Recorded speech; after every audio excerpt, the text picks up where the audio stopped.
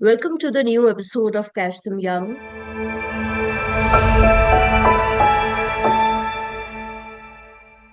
हमारे पॉडकास्ट की इस नई श्रृंखला में आप सबका स्वागत है। मैं हूं आपकी होस्ट शिप्रा शर्मा। आशा है आप सब लोग बढ़िया होंगे। हमारे एपिसोड्स पिछले कई टाइम से चल रहे हैं और मुझे उम्मीद है कि आप लोग उसे देख रहे होंगे। इस इंसाइटफुल एपिसोड्स में कैच दम यंग का प्रयास होता है कि हम देश के युवाओं से कुछ गुफ्तगू करें, उन तक पहुंचने की कोशिश करें और जो वो काम कर रहे हैं उसे हम लोगों तक पहुंचाएं। हमारे जो ऑडियंस है वो भी यंग जनरेशन के हैं और हमारे जो वक्ता हैं भी यंग जनरेशन के हैं। So with much of discipline और परसिवरेंस उन्होंने अपने बल पे एक मुकाम हासिल किया है। तो आज के इस एपिसोड में हमारे गेस्ट हैं 20 साल के अर्क जैन। अर्क उदयपुर के रहने वाले हैं और अगर मैं कहूँ तो वो मल्टी टैलेंटेड है। मल्टी टैलेंटेड कैसे? बैडमिंटन कोर्ट में वो उपलब्धि हासिल किए हुए हैं और डिस्ट्रिक्ट लेवल चैंपियनशिप उनके कोटे में ही रही है। एट द सेम टाइम बहुत यंग एज पे उन्होंने रिसर्च किए हैं। वो रिसर्चर्स उनके स्पोर्ट्समैन की साइकोलॉजी पे आधारित है। एट द सेम टाइम जो यूएसपी है, आप उनको देख के समझ सकते हैं कि has been somewhere in the part of cinema Bollywood और समवेयर एल्स। सो अर्क ने बॉलीवुड में भी अपनी एंट्री कर ली है। उन्होंने फेमस एक्टर के मेनन के साथ ईयर 2023 में एक मूवी की थी, love all.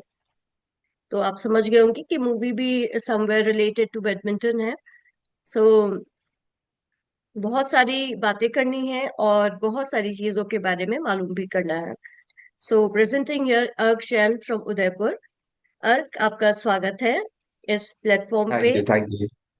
Thank you. And अर्क, आप अपने बारे में खुद इंट्रोड्यूस कीजिए। Sure, sure. First of all, thank you for such a sweet introduction. So, hi everyone. I'm Arp Jain. I'm 20 years old, and I come from beautiful city of Lakes Udaipur, Rajasthan. So, as ma'am said, I've been spending 13 years of my life as a sports person, as a national level badminton athlete, and I've achieved few successes in district level, state level, and national level. And also, my life recently took a exceptional turn when I made my debut in Bollywood with the movie Love All, which is now currently streaming on Amazon Prime worldwide. And so I'm someone who enjoys sports and of acting, and also who's someone who's studying finance. And yeah, and also I've recently graduated from KC College, Mumbai, with a degree of bachelor's in accounting and finance, where I also researched about sports psychology. That is basically a role of sports psychology in enhancing player performance. So yeah. So this is the beautiful introduction, Ark, and it is just showing how laborious you are and how consistent you are in whatever field you are pursuing. सो उदयपुर का जब भी नाम लेते हैं अर्क, तो हमेशा याद आता है ग्रैंडियर, महल, झीलों की नगरी, है ना, और विविड कलर्स। तो ये सारी चीजें आपके जीवन में किस तरीके से रिलेटेड है? And how about your childhood? आपने किस तरीके से वहां पे अपना बचपन गुजारा है? तो यस, डेफिनेटली रिलेटेड तो है। उदयपुर बहुत छोटी सी सिटी है, एक कॉम्पैक्ट प्लेस है, बट बहुत ही साथ में बहुत खूबसूरत जगह भी है। So it teaches you about patience and collaborative thing, कि आप सब साथ में कैसे रहते हैं, क्योंकि it's a small place, you wherever you have to go, it's quite nearby, the things are quite nearby. And it's a very beautiful city where it's about nature, it's about lakes. So it has taught me about much about patience. Basically, whenever you are feeling low, you can go by the lakes and sit over there, think, also brainstorm over there. So yeah, it has taught me patience, and which have helped me in my sports and studies as well. Great great. So आप, मुझे लगता है इन सब चीजों के अलावा आपको वहां पे रहते हुए फोटोग्राफी का भी शौक कहीं ना कहीं होगा ही। हाँ, हम मतलब I like taking pictures of lakes or even mountains. Correct. 13 सालों तक आपने बताया था कि आप डिस्ट्रिक्ट लेवल पे आप चैंपियन रहे। एट द सेम टाइम आपने स्टेट लेवल और नेशनल लेवल में भी उपलब्धियां हासिल की है। You were the champion there, you know you were consistent through your games and other things. तो इस पूरी स्पोर्ट्स यात्रा के बारे में बताइए। स्पोर्ट्स एक ऐसी चीज है जिसमें आजकल बच्चों का ध्यान कम है और वो पढ़ाई के क्षेत्र में थोड़ा आगे बढ़ रहे हैं। So what is your view about it? पहले तो मैं मेरी जर्नी बताता हूँ कैसे I started playing. So my hmm. Father also plays badminton as a hobby. He वो 25 साल से बैडमिंटन खेल रहे हैं। सो उन्होंने, जब मैं 6-7 साल का था, तब मुझे बैडमिंटन कोर्ट पे लेके जाते थे, and there I used to sit and I used to watch him how he plays. तो इनिशियली हम्म। तो मैं उनको देखता था कैसे वो खेलते हैं, and then he started teaching me कि basically how the basics of badminton, and उन्होंने मुझे सिखाना स्टार्ट करा। एंड पहले 1-2 साल में उन्हीं के पास सीखा, देन फिर मैंने एक एकेडमी ज्वाइन करी उदयपुर में, एंड देन वहां से मेरी जर्नी स्टार्ट हुई। एंड करंटली मैं पास 13 ईयर से कंसेक्यूटिव डिस्ट्रिक्ट चैंपियन हूँ रिस्पेक्टिव कैटेगरीज में, as well as recently in 2022 and 2023 consecutively मैं स्टेट चैंपियन भी रहा हूँ। And also I have got subsequent ranks in different categories in India as well. सो ये मेरी जर्नी रही है। एंड आपका जो सेकंड क्वेश्चन था अबाउट आज की जनरेशन का, I truly relate with you, and it's 100% agreeable, क्योंकि इवन मेरा भी छोटा भाई है, वो भी बैडमिंटन अभी खेलता है। बट मैं उसको जब उसके साथ टूर्नामेंट्स में जाता हूँ तो मैं देखता हूँ कि पहले जितना कंपटीशन था, अभी उतना कंपटीशन नहीं रहा है। अभी सब एज अ हॉबी की तरह ही खेलते हैं, कोई इसको स्पोर्टिव या फिर स्पोर्टिंग साइड में उस चीज को नहीं लेके चलता है। एंड वो मेरे को लगता है पर्सनली कि आज के टाइम पे यूट्यूब, टीवी, मोबाइल फोन्स, इसकी साइड में थोड़ा ज्यादा इन्फ्लुएंस हो जाते हैं बच्चे, एंड देन वो स्पोर्ट्स को सीरियसली नहीं लेते हैं। उनको लगता है कि दैट इज अ हॉबी, या फिर एक वो कंपल्शन है कि घर वाले भेज रहे हैं तो हम जाके खेल रहे हैं। सो आई थिंक मेरा पर्सपेक्टिव ऐसा है, and I have seen even my brother play, so we have to push him sometimes कि you go to academy and play, participate in the tournaments as well as.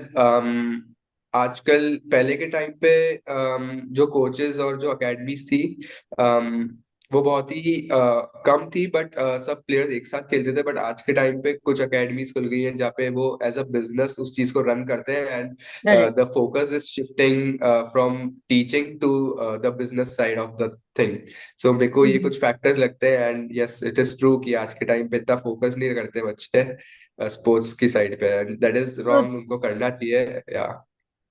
So do you think somewhere कि social media is one of the thing that is, taking a charge over there, उसके ऊपर वो हावी हो गई है, so that बच्चे जो हैं वो खेलने से ज्यादा मोबाइल पे अपना इंटरेस्ट शो करते हैं। एंड इन सम, मेरे एज के जैसे लोग, हो सकता है ये कहें कि they waste their time. Definitely definitely I agree with you. अगर उनको आप अभी like I have seen so many young players या स्मॉल किड्स की whenever we go for dinners they used to watch phone while eating, and they are much into the phone, they don't even know what are they eating. So the focus definitely shifts, and it is brainwashing because whatever they see they learn that thing. And yeah, they are wasting time, definitely they're wasting time. And so I think this needs to be changed.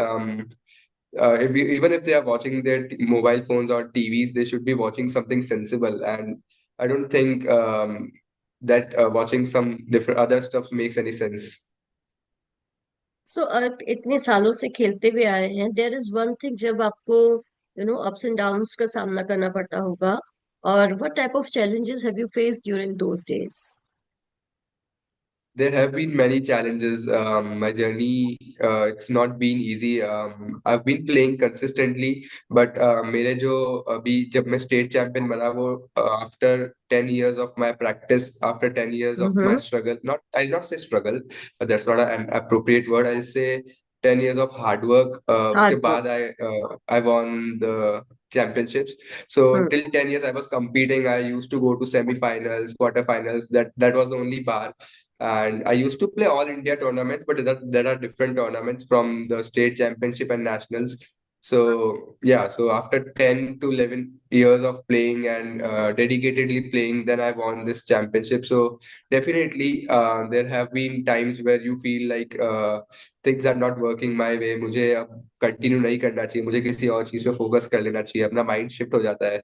And ये भी लगता है कि this is not my thing, अब मेरे को कुछ और चीज में फोकस कर लेना चाहिए क्योंकि रिजल्ट्स नहीं आ रहे। बट अगेन जब एक माइंड में वो चीज रहती है कि नहीं मुझे करना है, मुझे जीतना है, तो देन वो वापस मोटिवेशन आ ही जाता है। एंड इतना अगर प्यार करते हो आप किसी स्पोर्ट्स से और कितना अगर इतना टाइम डेडिकेट कर चुके हो, तो you don't want to leave that thing behind, जो काम आपका बचा हुआ है। आपको अगर आपके माइंड में वो चीज है डेडिकेटेडली कि नहीं मुझे जीतना है, तो देन अगेन वो चीज रहती है। And I was just like I just have to give my best, मुझे मेरा बेस्ट देना है और मुझे रिजल्ट्स के बारे में नहीं सोचना है।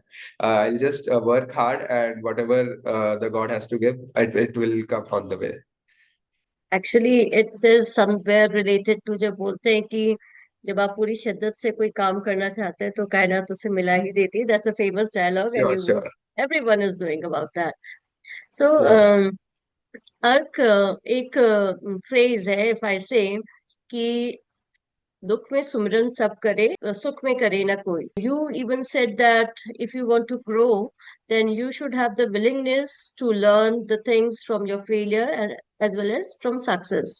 But that's a philosophy कि हम जैसे जो इंसान हैं उनका स्वभाव हमेशा ही बदलता रहता है, और खासकर सेटबैक्स और जो दुख है वो आपकी नींव हिला देते हैं। या आप अगर इसको दूसरे शब्दों में कहें तो हार या जीत is a part of game, but consistently आप खेलते जा रहे हैं and whatever you are thinking to achieve the goals, if you are not getting it, तो कहीं ना कहीं थोड़ा सेटबैक आता है। जैसे आपने खुद भी अभी बताया कि आपको लगा कि आप गेम छोड़ दें, आपकी अंदर से एक जो थॉट थी वो थोड़ी हिल गई होगी। तो ऐसे में आपने खुद को कैसे मजबूत बना के रखा और आगे अपने को कैसे प्रेरित किया, सो दैट आपकी ये बात हमारे तरीके से, हमारे प्लेटफॉर्म के जरिए जब लोग सुने, जब बच्चे सुने, तो वो कहीं ना कहीं मोटिवेट हो। डेफिनेटली हम हमारे सेटबैक से भी सीखते हैं, हम हमारे स्ट्रॉन्ग पार्ट्स जब हम जीतते हैं उससे भी सीखते हैं। बट अगेन मेरा जो मोटिव रहा है वो हमेशा जीतना ही रहा है। मैं यही सोचता हूँ कि I give my 100% and win, whatever the results are, वो अलग बात है। बट सो यही था मेरा कि अगर मैं हार भी रहा हूँ, कोई टूर्नामेंट्स अच्छे भी नहीं भी जा रहे हैं, और कुछ टाइम तो ऐसा भी था कि रोज सुबह 5 बजे उठना ही है आपको, फिर आपको पूरा दिन वर्कआउट करना है, दिन में 3-3 घंटे के 2-2 सेशंस आपको प्रैक्टिस करना है अगेन, फिर उसके बाद हम्म। आपको स्टडीज भी मैनेज करनी है। तो कुछ टाइम पे ऐसा लगता था कि it is going too much, and उस टाइम पे लगता भी था कि इट्स मतलब इट्स वेरी डिफिकल्ट, बिकॉज जब मैं मेरे फ्रेंड्स को देखता था तो they use to party, they use to have parties and go to family functions, और जो मैंने बहुत मिस करे पहले के टाइम पे। हम्म। एंड सो मेरे को लगता है कि अगर अपना माइंडसेट स्ट्रांग है और अपना गोल फिक्स है कि मेरे को ये चीज चाहिए ही हम्म। चाहिए, तो ये सब चीजें फिर साइड में हो ही जाती है, अपने गोल की तरफ अपन मूव कर ही जाते हैं। बिकॉज एज आई सेड कि मेरा गोल था कि मेरे को स्टेट चैंपियन बनना ही है। तो it took time, 10 years is not a short time, मेरे को 10 साल लगे जीतने में। बट वो 10 साल की मेहनत कहीं ना कहीं आपको रंग लाती ही है। मतलब yes. If you are working hard, कहीं ना कहीं आपको सक्सेस मिलेगा ही मिलेगा, श्योर है वो। सो या मेरे को ये जब मैं जीता तब मेरे को रियलाइज हुआ, उससे पहले मेरा माइंडसेट कुछ और था। बट जब मैं जीता तब मेरे को लगता है कि हाँ, जो पहले जितना भी हार्ड वर्क करा है वो अब जाके वर्थ इट। फुलफिल हुआ है। So correct. मैं मेरे व्यूअर्स और जो यंगस्टर्स जो भी हैं उनको यही बोलूंगा कि रिजल्ट की टेंशन नहीं करनी, just have to work really hard for your goals, result अपने आप आ जाएगा। हम्म।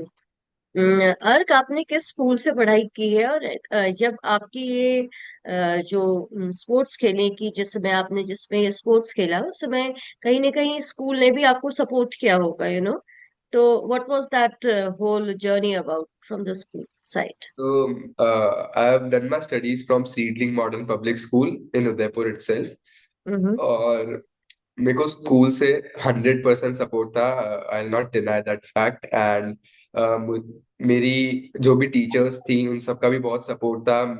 मुझे नोट्स बनाने की जरूरत नहीं पड़ती थी, क्योंकि मैं जब छोटा था, I was in my 5th standard, तभी मैं दिल्ली चला गया था बैडमिंटन की ट्रेनिंग करने अकेले। हम्म। एंड देन मैं फिर उसके बाद से 3-4 साल दिल्ली में ही रहा हूँ अकेला, लर्निंग अबाउट बैडमिंटन. सो उस टाइम पे I use to get all the notes on my WhatsApp, and even my teachers use to send me those thing, and मुझे फाइनल एग्जाम्स देने जाने पड़ते थे. सो आई नॉट से कि एग्जाम्स में पास करते थे, पास नहीं करते थे, you have to study for that. And so बाकी मेरे को सपोर्ट पूरा किया है, मेरे को नोट्स बनाने की जरूरत नहीं पड़ती थी. एंड हम्म. कुछ भी सपोर्ट स्कूल से चाहिए तो मुझे जरूर मिलता था. Even if I used to perform good, they used to congratulate me as well. वो आपको फेलिसिटेट भी करते थे. सो मुझे स्कूल से बहुत सपोर्ट मिला इन एवरी टर्म्स, सारी टर्म्स में. और अटेंडेंस भी मेरे लिए कंपलसरी नहीं रखी थी स्कूल में. कंपल्सरी. हम्म. यस. सो तो I have got a good support. Delhi में कौन सा कोच आपने प्रेफर किया, कहाँ पे आप सीखते थे, कोई एकेडमी एंड ऑल? या तो बेसिकली मैं दो सिटीज में था. एक फरीदाबाद है, that is in Delhi NCR. Hmm. और एक और बहादुरगढ़ है, that is also in Delhi NCR, वो हरियाणा में आता है. हाँ सो जी. I was in Bahadurgarh for approximately 1.5-2 years, and I was in hmm. Faridabad. Faridabad for a short time period. Okay. So national level में खेलना और कॉन्जिक्यूटिवली अपनी परफॉर्मेंस बनाए रखना, अपनी पढ़ाई पूरी करना, अपने पैशंस को कंटिन्यू करना, ये जो जगलिंग थी between between the field and the house और your school, how was it possible? मतलब क्या आपका जो कंसंट्रेशन है वो कभी भंग नहीं हुआ क्या? नहीं, मैं इस चीज को थोड़े अलग पॉइंट ऑफ व्यू से देखता हूँ. हम्म. लोगों को लगता है कि आप बहुत सारी चीजें कर रहे हो, बट एट अ टाइम आप एक ही चीज कर रहे होते हो. अगर इफ आई एम प्लेइंग तो आई am playing with my 100% dedication. So it's just कि आप टाइम को कैसे मैनेज करते हो, और कुछ नहीं है. अगर इफ आई एम प्लेइंग तो there is a 3 hours session, so मैं 3 घंटे बैडमिंटन ही खेल रहा हूँ, 100% उसी में डिवोटेड हूँ. देन थोड़ा रेस्ट करा, then I use to study in my academies as well. I had my books over there, so 1 घंटा थोड़ा निकाल के पढ़ लेता था. एंड ऑल्सो उसके बाद अगर if I am into my acting part, so उसकी भी प्रैक्टिस साइमल्टेनियसली कर लेता था. So it is not about कि juggling between things, it is about how are you managing your things. क्योंकि एक टाइम पे तो आप एक ही चीज कर रहे हो. So I use to see that things in that way. That's, I would say, it's a learning part for all of us who are, even for those who are seeing this. So athletic career को चालू रखते हुए आपने graduation में finance पढ़ा, commerce and finance पढ़ा, और अपना एकेडमिक करियर में भी आपने काफी एक्सेल किया. और इंडिया में इतने सारे इंस्टीट्यूशंस हैं आज के दिन में, गवर्नमेंट एंड प्राइवेट बोथ, जो स्पोर्ट्स को परस्यू कराते हैं, जिसमें आप ग्रेड्स कर सकते हो. तो क्या ये एक पर्सनल चॉइस थी फाइनेंस एंड अकाउंट्स को चूज करना, या फैमिली एडवाइस थी? और इन सब के अलावा जो उदयपुर से डिफरेंट सिटीज का जो आपका सफर था वो कैसे रहा, मतलब academically with sports and everything? तो नहीं, it was not my family advice. My family has always been open to all the things. उन्होंने मुझे हम्म. यही बोला है कि तेरे को जो करना है तू वो कर, बस do it with your 100% focus hmm. And hard work. So it was sort of my personal choice because I knew I had to maintain my studies and sports simultaneously. मुझे हम्म. क्योंकि मैंने देखा हुआ है practically, if I talk about things की sporting career में, मतलब मैं नेगेटिव नहीं हो रहा हूँ, बट वेरी प्रैक्टिकली कि sporting career is about 15-20 years. उससे ज्यादा स्पोर्टिंग करियर किसी का रहता नहीं है प्रोफेशनली. हम्म. और even if you are lucky, अगर आपकी इंजरी हो गई तो वो उसी टाइम पे इट गेट्स फिनिश्ड. तो I did not correct. Want to push myself to one thing. मैं किसी एक चीज में स्टक रहना नहीं चाहता था. सो ये मतलब मेरा प्लान ए प्लान बी ऐसा नहीं था, मैं दोनों चीजें साइमल्टेनियसली कर रहा था. तो इसलिए मैंने स्टडीज भी ऑप्ट करी. So I went to Bombay to study accounting and finance. और अकाउंटिंग एंड फाइनेंस इसलिए क्योंकि my father is running a business from past 25 years, and my mother hmm. Is an accountancy teacher. So मैंने बचपन से ओह. इसी चीज को देखा है, फाइनेंस और बिजनेस को. तो मेरे को इसी चीज में इंटरेस्ट है. सो इसको ही हम्म. मैंने परस्यू करने का सोचा. सो इसीलिए मैंने बैचलर्स इसमें करी. एंड उधर जब मैं बॉम्बे था, देन उधर भी मैं मेरी ट्रेनिंग सेक्रीफाइस नहीं करता था, मैं ट्रेनिंग भी करता था. और उसके साथ साथ पढ़ाई भी साथ में करता था। सो ये मेरा डिसीजन था and my family has always been very supportive. और उन्होंने मुझे कभी किसी चीज में रोका नहीं है। उन्होंने यही बोला है कि if you want to go to any of the fields, आप उसमें जाओ एंड जस्ट गिव योर 100%। अच्छा, आपने बताया था after your graduation you have done research in the psychology of athletes. So how this idea came into mind, and the same time वो numbers of sports man जो थे, वो मतलब how you make it possible, और you know what inspired you to do that? Sure sure, it's a interesting story. So ये हमारे final year का project था कॉलेज में। So hmm. अगर वो project, like it was compulsory for you to do any project. So hmm. मेरे सारे batchmates ने तो फाइनेंस फील्ड का ही लिया था, but I was very keen to understand the psychological aspect of sports की स्पोर्ट्स एथलीट्स को साइकोलॉजिकली क्या चीजें डिफिकल्ट लगती है, या फिर क्या चीजें एक स्टॉप करती है, रोकती है उनको उनके करियर में आगे बढ़ने से। तो मैंने एक ये टॉपिक चूज किया, role of sports psychology in enhancing player performance. So उसमें मैंने ये रिसर्च करी कि एथलीट्स जब मैचेस खेलते हैं तो उनको क्या क्या चीजें, फिजिकली नहीं मेंटली क्या क्या चीजें, उनको इफेक्ट मेंटली क्या करती क्या है. चीजों में प्रॉब्लम्स आती है। सो मैंने जब एक क्वेश्चनेयर बनाया था गूगल फॉर्म्स पे, मैंने वो डिस्ट्रीब्यूट करा। मैंने 100 एथलीट्स अलग अलग स्पोर्ट्स से सबसे पूछा।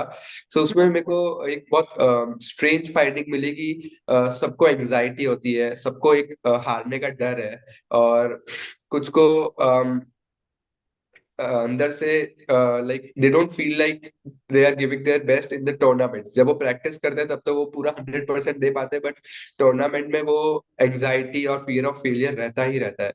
तो फिर मैंने ये भी पूछा था कि क्या आपको लगता है कि स्पोर्ट्स साइकोलॉजिस्ट की नीड है आपको, जब आपकी ट्रेनिंग प्रोग्राम में स्पोर्ट्स साइकोलॉजिस्ट भी होना चाहिए। तो 91% लोगों ने एग्री किया कि ये हमें नीड है, और उनको ये सब चीजें फेस करनी पड़ती है टूर्नामेंट के टाइम।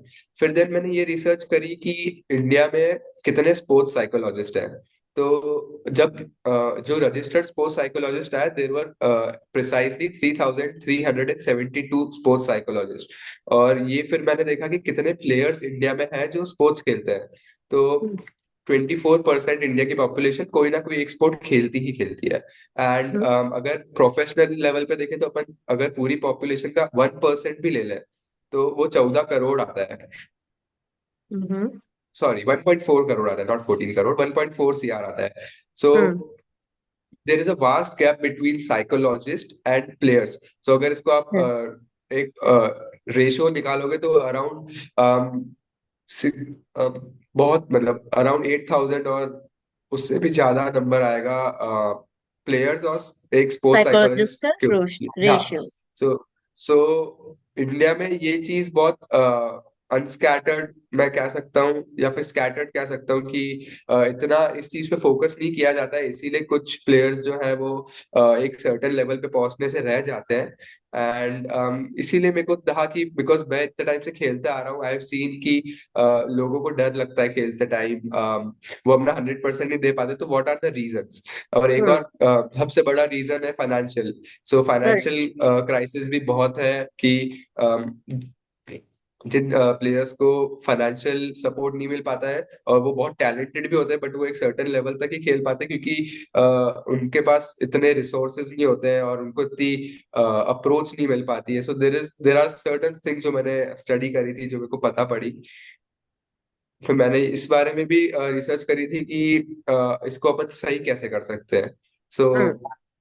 इसके इसके बेसिक रीजंस ये है कि जो भी कोचेस हैं, जो भी एकेडमीज हैं, उनको मेंटली भी स्ट्रॉन्ग करना चाहिए प्लेयर्स को। उसकी भी एक्सरसाइजेस होती हैं, उनको इंटीग्रेट करनी चाहिए ट्रेनिंग प्रोग्राम्स में। एंड ऑल्सो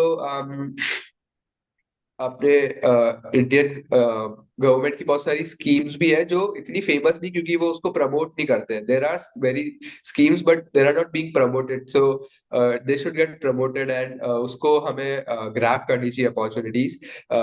सारी सिटीज में फ्री के government stadiums and everything is available. बस that needs to be promoted and players should, जो those who can't afford to go to academies can go over there.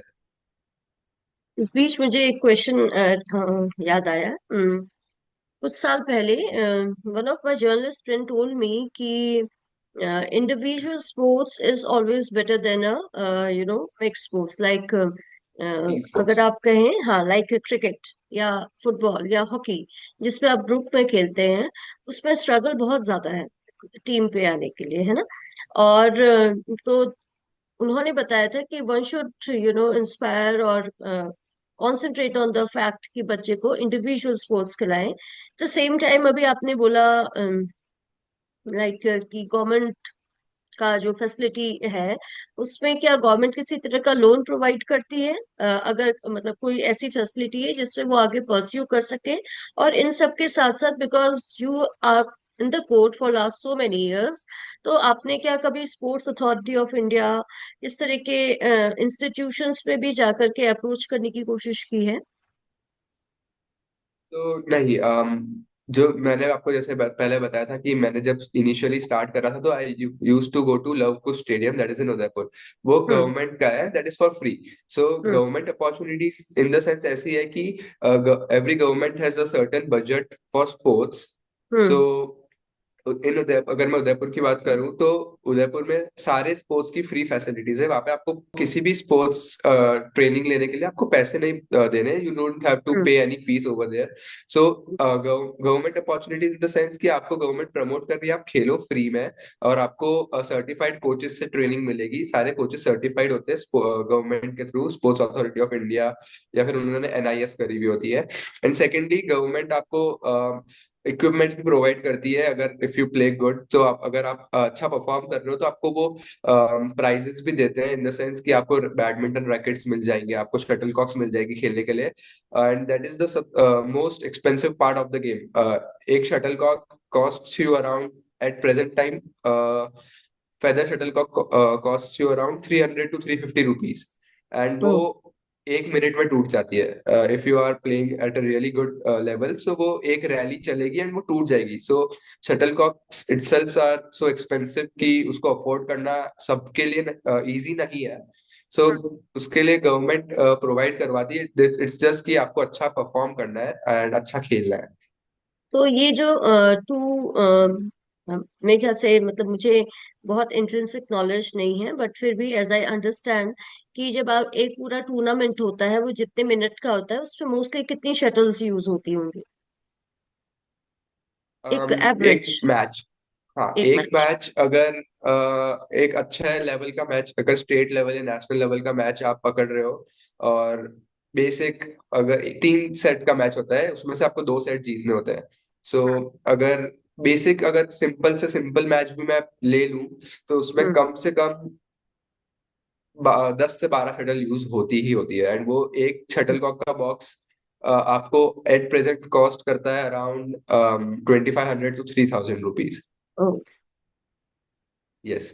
And so. आज के time पे वो goose गूज एक bird है, उसके feather से हम्म। बनती है शटल कॉक। हम्म। सो उसकी इतनी स्कैरसिटी हो गई, इसकी वजह से प्राइजेस बहुत स्काई रॉकेट हो रहे हैं। So this hmm. Is the most expensive part of the sport, shuttlecocks and rackets. क्योंकि रैकेट्स भी फ्रीक्वेंटली टूट जाते हैं, उनकी ड्यूरेबिलिटी इतनी ज्यादा नहीं होती, क्योंकि आप उसको इतना रफली यूज करते हो तो वो टूट ही जाते हैं।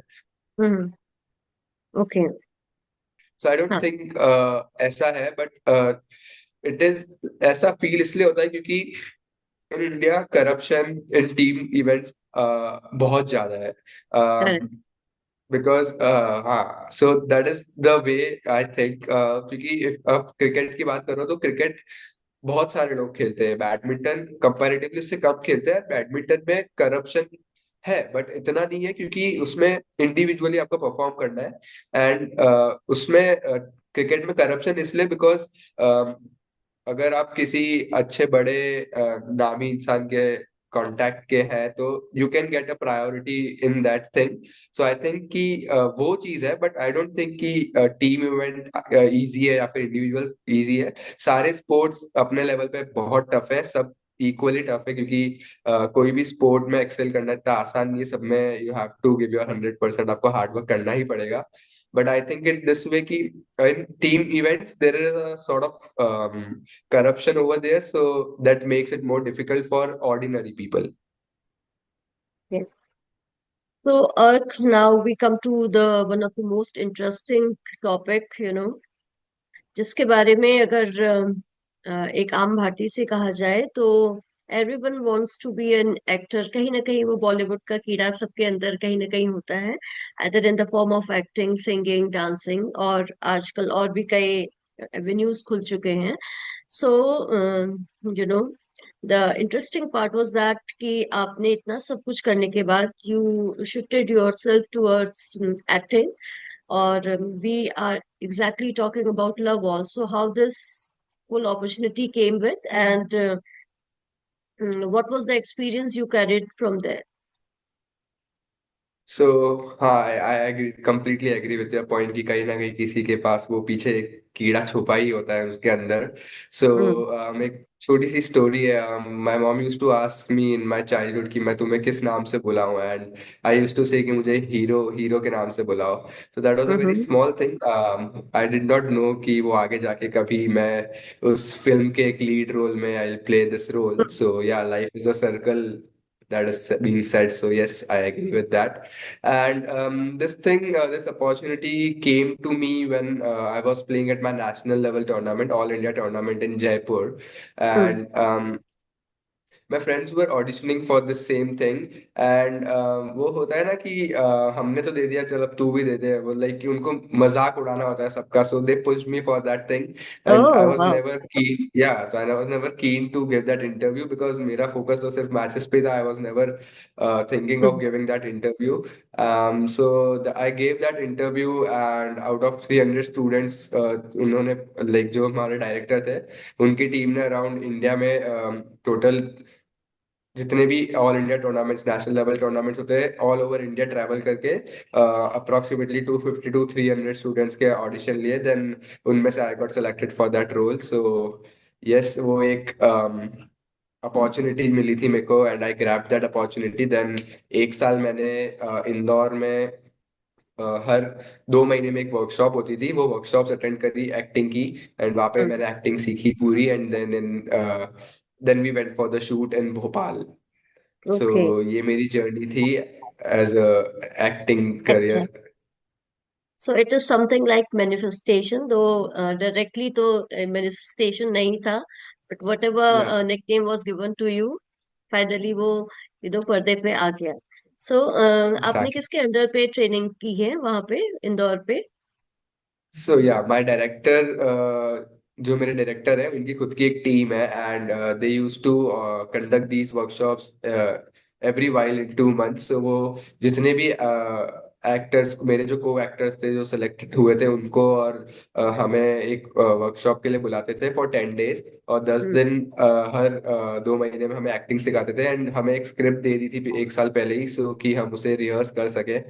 सो इट वाज पूरा एक साल की जर्नी थी जहाँ पे हमें एक्टिंग सिखाई, and every bit of acting की, शूटिंग सेट कैसा होता है, शूट कैसा होता है, एंड हमें और भी मूवीज दिखाते थे कि इनसे सीखो। There was multiple things, multiple activities, और प्रोफेशनल एक्टर्स जो खुद एक्टर्स थे, उन्होंने हमें एक्टिंग सिखाई। एंड इवन जब हमें फर्स्ट टाइम वर्कशॉप के लिए बुलाया था, तो शक्तिमान, अगर आपने यस। देखा हो, तो उसके एक एक्टर थे ललित परिमू। सो उन्होंने वो वर्कशॉप ऑर्गेनाइज कंडक्ट करी थी उस टाइम पे।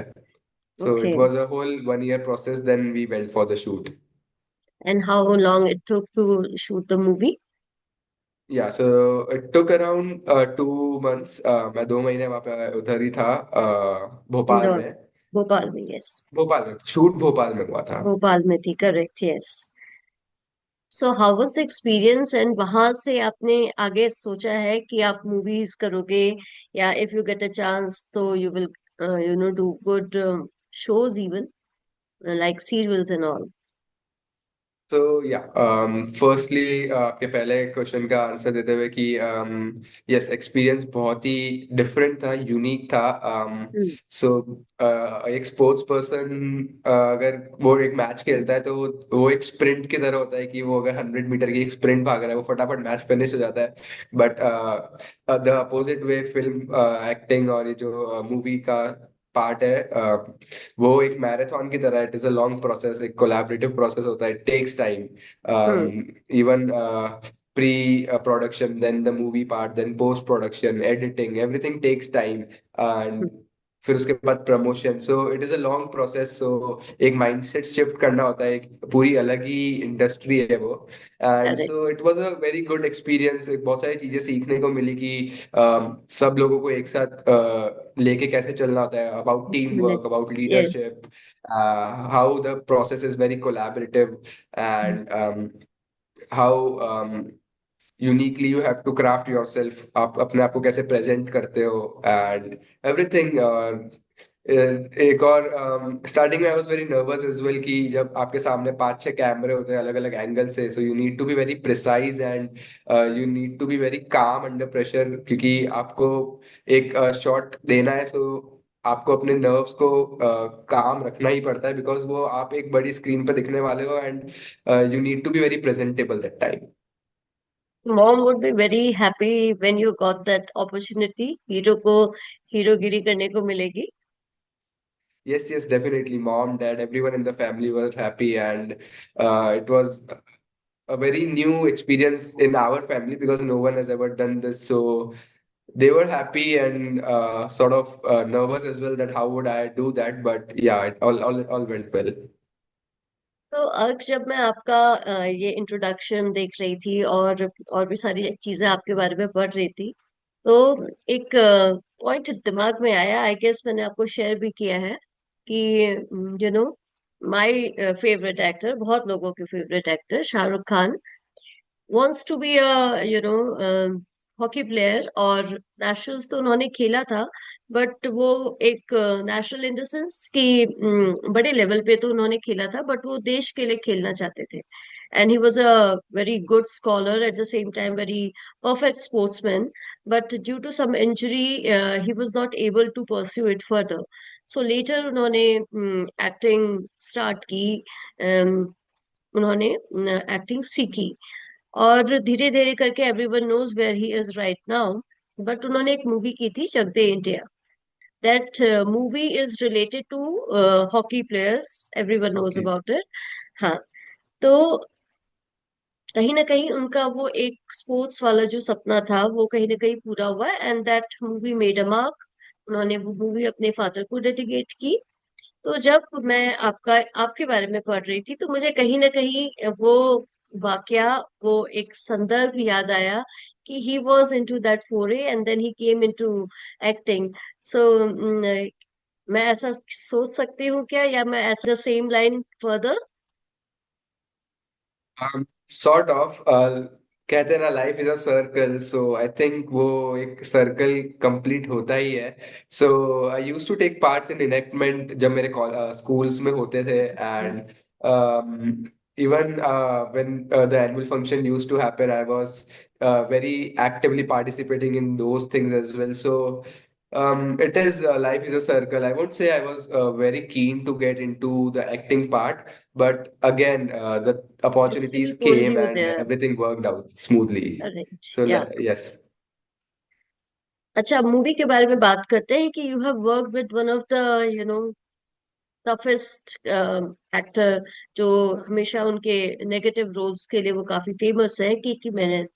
So how was the experience working with him, and इस मूवी ने आपके करियर को, एक्टिंग करियर को कितना शेप दिया? Definitely, KK Menon is one of the vulnerable, esteemed actor in this film industry from past to very good time. And when I first met him, firstly he's very tall. He's 6 feet 3 inches. I used to see him like this, and I Yes. was I was small back then.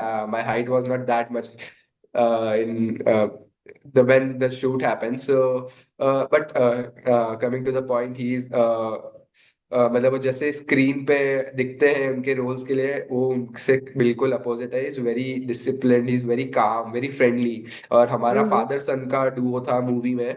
So correct. We need to have that bond very good कि वो screen पे भी दिखे। And मैंने उनके साथ बहुत time spend किया है शूट पे। हम्म। हमारे मोस्टली सीन्स भी साथ में थे। तो वो of the camera he is very sweet. एक वो फादर फिगर की तरह ही मेरे को रखते थे, लाइक फादर सन की तरह। And we use to play tennis as well on the shoot, and also we used to do some fun activities together. And he is very calm, वो आपको सिखाते हैं कि हाउ टू एक्ट, कि कैसे आपको चीजें ध्यान रखनी है। एंड कुछ अगर दिक्कत आ भी रही है, so he is very active into teaching you things, and he's very sweet and disciplined actor, I must say, and one can learn many things from him. There were certain scenes where you had to actually be emotional in the scene. So if you will watch the movie, you will get to know about that. And so he delivered that scene very smoothly, and he even got an standing ovation over there. So there are many things to learn from him, and how to present yourself, how to get into that zone of acting, because there are certain things.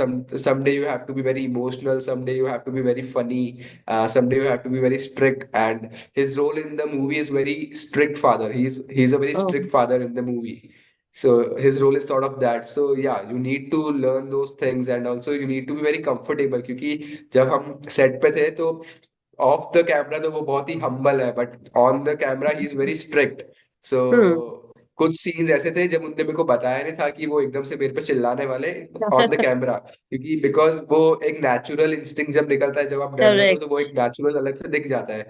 तो there were हाँ। Times कि I really got scared, okay what happened, but yeah it was a part of the thing. And yeah, so he's something, someone who is very calm, composed. हम्म।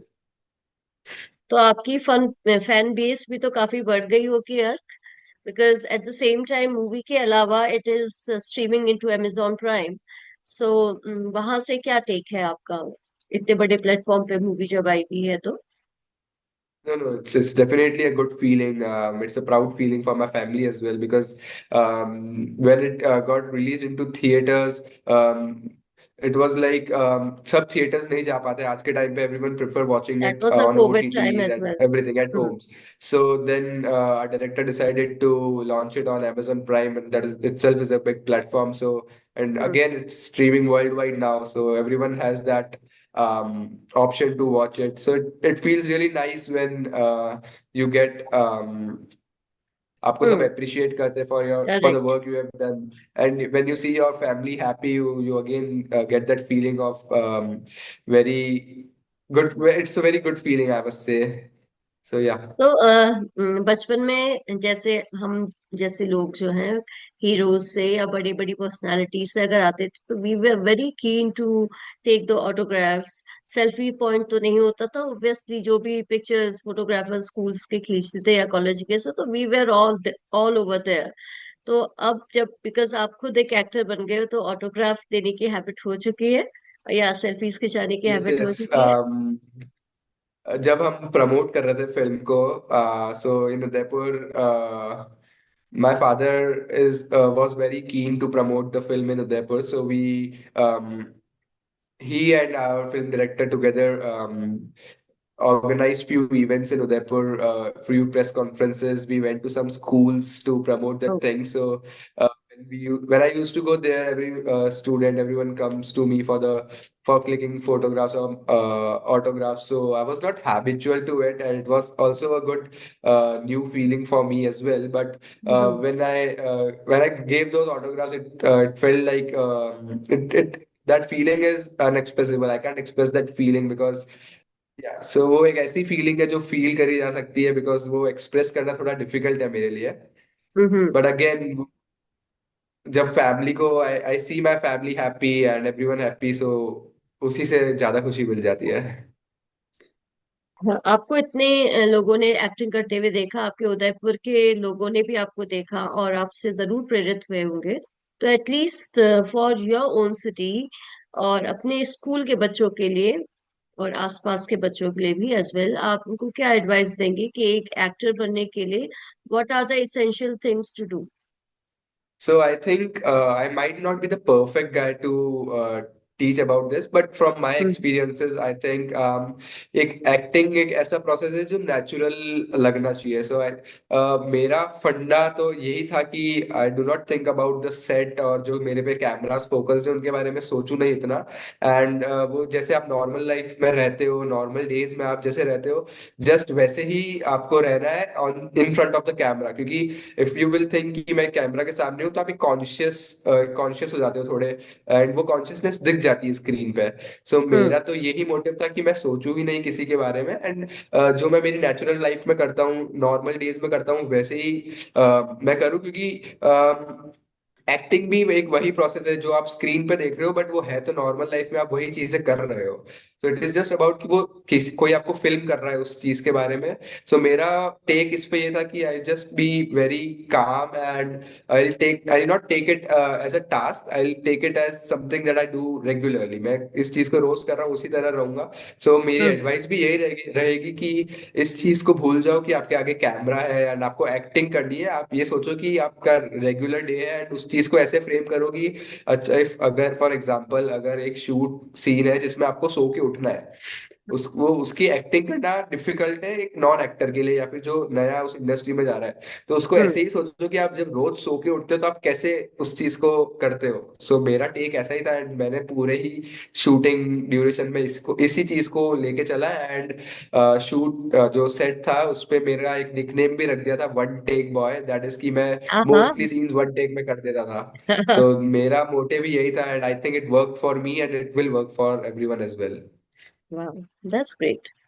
अच्छा, एक like I won't say कि ऐसा हर जगह पे possible है, but जहाँ पे nepo kids की बात होती है, तो उस हिसाब से मैं ये क्वेश्चन पूछ रही हूँ कि ये हैंड्स ऑन हार्ट रख करके बताओ ना कि जब आप इतने बड़े प्रोडक्शन हाउस के साथ काम करते हैं और एक बहुत बड़ी मूवी के लिए काम करते हैं, बहुत बड़े एक्टर के साथ काम करते हैं, तो आपको पर्सनली कितनी फुटेज मिली सो दैट आपका एक प्रोफाइलिंग और इससे अच्छा बने,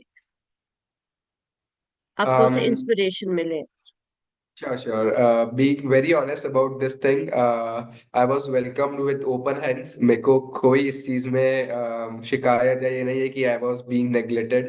हम्म। And I don't think about, मेरे को मतलब आई डोंट नो कि सबके साथ क्या होता है, बट आई मेरा जो एक्सपीरियंस था वो यही था कि I was being welcome bye open hands. अगर के मेनन के सर के कुछ इंटरव्यूज शॉर्ट लिस्टेड है या फिर स्केड्यूल्ड है, तो मेरे भी उस उतने ही स्केड्यूल्ड है.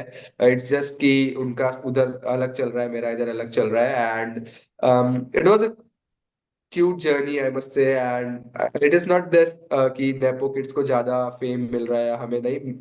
इन माय ओपिनियन और मेरे एक्सपीरियंस में मेरे को तो ऐसा फील नहीं हुआ. So yes. It's a great thing. और ये इंस्पिरेशनल भी है बिकॉज कभी कभी ऐसा होता है कि किसी एक्टर की जो जर्नी होती है वो बहुत छोटी होती है, जस्ट बिकॉज रिकॉग्निशन की बात जहाँ पे होती है। सो है तो personal question, but you can reply कि जब आपने बैडमिंटन में स्कोर्स हासिल किए, प्राइजेस जीते, तो you would have surely got a prize money and something like that, but doing a Bollywood movie, you would have certainly got a good amount of money. So what you did from that money? No, I was small back then जब मेरे को ये price amount मिला. I sign the contract. So I straight away gave all that money to my father because he is the only one doing all the hard work behind me, supporting in my studies, being at the acting part, or maybe not maybe, and definitely in the sports side as well. So I Hmm. think he deserved all that. I'm no one to have the credits. So या सो मैंने सारा जो भी amount था that straight away went to my dad, and I don't have any problems in that. हाँ, so you would have certainly did some type of party और any घर पे किसी तरीके का सेलिब्रेशन जरूरी हुआ होगा, है ना? Definitely yes. हम्म। तो अर्क, एक्टिंग करते समय आपके भीतर के खिलाड़ी के अंदर एक कंसिस्टेंसी, एक परसिवरेंस हमेशा रहता है। वो जो आपने फील्ड में, अपने कोर्ट में जो प्रैक्टिस किया है, सीखा है, उससे आपको एक्टिंग करते समय कितनी हेल्प मिली? डेफिनेटली बहुत ज्यादा हेल्प मिली, आई मस्ट से। बिकॉज एक स्पोर्ट्स में एक अलग टाइप का स्टेमिना चाहिए आपको। But hmm. अब जब आप शूट पे हो तो आपको एक लॉन्ग टर्म स्टेमिना चाहिए, आपको एक एनर्जी मेंटेन करके रखनी पड़ती है थ्रू आउट। अगर क्योंकि मूवी जब अपन देखते हैं तो वो 2 घंटे लगातार चलती है, बट जब वो शूटिंग प्रोसेस होता है वो लंबा होता है। सबको वो हम्म। हर दिन आपकी एनर्जी उतनी ही लेवल पे रहनी चाहिए, बिकॉज अगर एक दिन एनर्जी लो है तो वो स्क्रीन पे दिखेगा। So देखिए। that has helped me to keep my composure and maintain my energy and every day, because it's a hectic schedule। आपको सुबह जब एक्टिंग प्रोसेस होता है वो एक लंबा प्रोसेस है, आपको एनर्जी मेंटेन करके रखनी पड़ती है। एंड ये स्पोर्ट्स बैकग्राउंड ने मेरे को इसमें बहुत हेल्प किया, बिकॉज जब आपको वो एनर्जी चाहिए होती है वो एकदम से नहीं आती है। It is a long term process. आपको एक माइंडसेट वैसा चाहिए, बिकॉज शूटिंग टाइम ड्यूरेशन बहुत लंबी होती है। अगर आपका एक दिन में शूट है तो आपको सुबह 10 o'clock जाना है। एंड कई टाइम तो नाइट शूट भी होता था, तो रात को 2-2 बज रहे हैं, रात को 3-3 बज रहे हैं, तो you need to keep that energy level. हर टाइम पे आपका टॉप पे रहना चाहिए। सो स्पोर्ट्स से सिखा है मैंने। एंड अगेन एक वो कंपोजर और पेशेंस चाहिए, और वो हार्ड वर्क आपको उधर भी करना ही पड़ेगा, बिकॉज स्क्रीन पे आप वो चीज आपको अच्छे से दिखानी है, तो you need to work very well at the backstage. So ये सब चीजें I gathered and applied from sports to this industry. और अगले 5 साल में आप अपने को कहाँ देखते हैं? So I'm planning to pursue my masters now. So मैं masters का plan कर रहा हूँ, and I see myself pursuing my future aspirations, future goals about going into finance field only. And so I see myself over there working for my future goals. So is it in India, or are you planning to go abroad for doing your masters? So the options are open. I'm looking forward for both the options. So whichever suits me the best and whichever opportunity I get the best, I'll opt for it. Okay. और last, we are coming just nearing to the last. इस पूरी process में आपके परिवार की भूमिका कैसे रही? Because there would be something जो आपके साथ, आपको यहाँ तक पहुंचाने के लिए, जिनका दिन रात का आपके साथ सहयोग रहा है। सो उनके बारे में भी आप प्लीज बताइए। इसमें कोई सोचने की मेरे को जरूरत नहीं है। My family has been the backbone of everything that I have done. My father has supported me throughout the journey, and उन्होंने मुझे कभी किसी चीज में रोका नहीं है। Hmm. If I said that I need to go to Delhi for my future practices, so he have hmm. sent me over there. And if I told him that I have got this movie opportunity, I need to go for it, he sent me over hmm. there. So उन्होंने मेरे को कोई रोक टोक नहीं रखी है। And again coming to my mom, उनका support अलग चीज में रहा है। मेरी पढ़ाई में उन्होंने मुझे बहुत पढ़ाया है। शी इज अ टीचर, सो हम्म। उन्होंने मुझे बहुत पढ़ाया है। एंड अगेन फिर जब मैं खेलने जाता था तो मैं मेरी डाइट पे फोकस करना एंड मुझे सपोर्ट करना एंड एवरीथिंग। सो दोनों का बहुत ज्यादा सपोर्ट रहा है मुझे। एंड अगेन मेरे को उसमें कोई सोचने की जरूरत नहीं है। They are the backbone of all the things that I have achieved till now. अपने इस मल्टीफेसेट पर्सनालिटी से आप क्या इम्पैक्ट क्रिएट करना चाहते हैं? मैं बस यही कहना चाहूंगा कि you don't have to limit yourself to one thing. ऐसा लोग कहते हैं कि एक टाइम, मतलब कि एक ही चीज पे ध्यान दो, बाकी सब पे रहने दो। तो मेरा टेक इस पे थोड़ा डिफरेंट है। You should try different things. आपको पता तभी पड़ेगा कि व्हाट सूट्स यू, क्योंकि अगर एक चीज पे रिस्ट्रिक्ट हो जाओगे तो आपको नहीं पता कि आपकी क्या स्किल्स किधर क्या काम आ जाए। So I think one should try different things सब चीज में। हम्म। यू बट पर ऐसा नहीं है कि सिर्फ ट्राई करो, यू शुड गिव योर 100% कि आप कुछ भी कर रहे हो उसको अच्छे से करो। Never worry about the result, ठीक है जो भी उसका वो रहता है। So hmm. I won't say कि एक ही चीज पे फोकस करो, आप सब चीज ट्राई करो बट अच्छे से करो। व्हाट, क्योंकि जैसे मेरे को वो एक्टिंग रोल मिला, आपको भी आपकी लाइफ में कुछ भी मिल सकता है। So you never know what comes to you. So या सब चीज ट्राई करनी चाहिए, मेरा टेक ही ऐसा है। सो अर्क, आपके फेवरेट हीरो हीरोइंस कौन है? और अभी पसंदीदा आपने लेटेस्ट क्या देखा है इंटरनेट पे या मूवी पे? सो मेरे पर्सनल फेवरेट हीरो हीरोइन, मेरा फेवरेट हीरो मनोज बाजपेयी और नवाजुद्दीन सिद्दीकी है। And hmm. Favourite heroine Deepika Padukone. And recently मैं अभी मनी हाइस्ट देख रहा हूँ। सो मेरे को सस्पेंस थ्रिलर और ये जॉनर बहुत पसंद है, तो मैं इन्हीं फील्ड में देखता रहता हूँ। और अगर मौका मिले तो कोई और एक्टिंग वर्कशॉप ऐसा कुछ करना पसंद करेंगे? Yes, definitely. My hands are always open for good opportunities, and I always look to grab them. And yeah, I would just see up things that if it is perfectly fitting for my role, and if I'm perfectly fitting for them as well, so I would definitely go for it.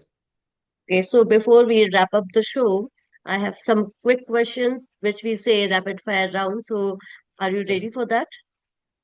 Yeah, excited, nervous. Nervous? Okay, so very quick, smash or nap?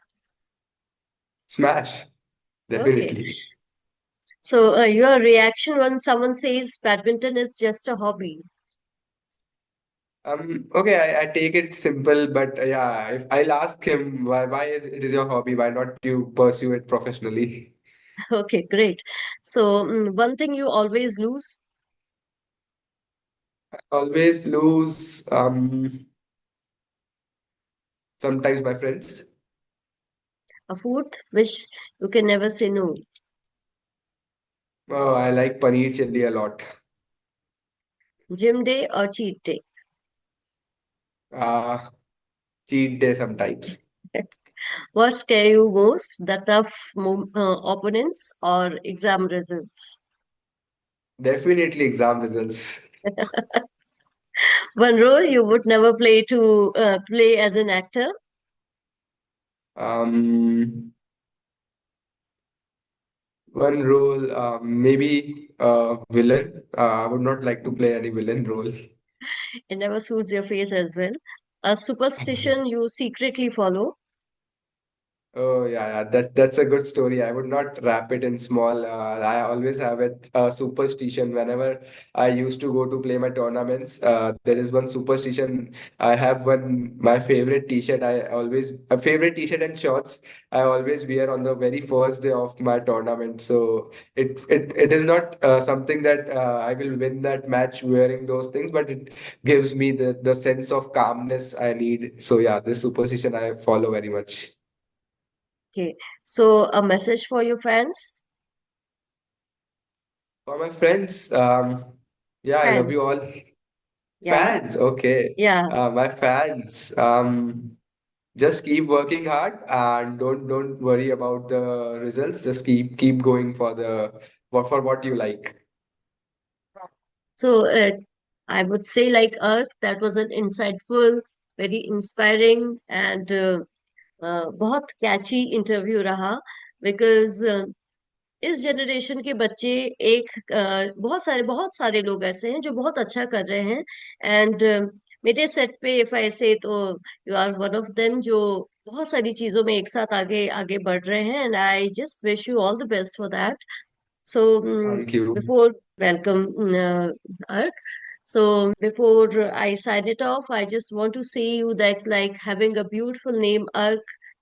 I wish you all the best to do in your life and excel in your passion and always remain a sports person from within and try to inspire other students, other children as well कि कोई ना कोई एक sports life में जरूर pursue करे। ये आपकी हेल्थ के लिए, आपकी वेलबींग के लिए, आपके मेंटल और फिजिकल लेवल को स्ट्रांग बनाए रखता है and last and not the least all the best to you from the team of Catch Them Young and to all of you. आज के लिए इतना ही। अगले एपिसोड में हम किसी और शहर से किसी और यंग बच्चे से मिलने के लिए कोशिश करेंगे और अपनी इसी कोशिश के साथ हम अगली बार फिर से हाजिर होंगे। देश के कई बच्चे जो बहुत होनहार हैं उन्हें कहीं ना कहीं एक आइडेंटिफिकेशन की जरूरत है क्योंकि जब तक आप उन बच्चों को नहीं जानेंगे, उनके काम को नहीं जानेंगे, आपको ये जानने में थोड़ी सी अचरज होगा, आपको ये पता नहीं होगा कि बिना नाम के भी कई बच्चे बहुत अच्छा कर रहे हैं। उनको यहाँ तक लाने की जरूरत इसलिए है क्योंकि हम उनसे इंस्पायर हो सके और खुद को और अपने आसपास के बच्चों को भी उनसे उनके बारे में बता करके प्रेरित कर सके। हम मानते हैं कि ये हमारी एक ड्यूटी है कि हम देश के उस हुनर को दुनिया के सामने लाएं।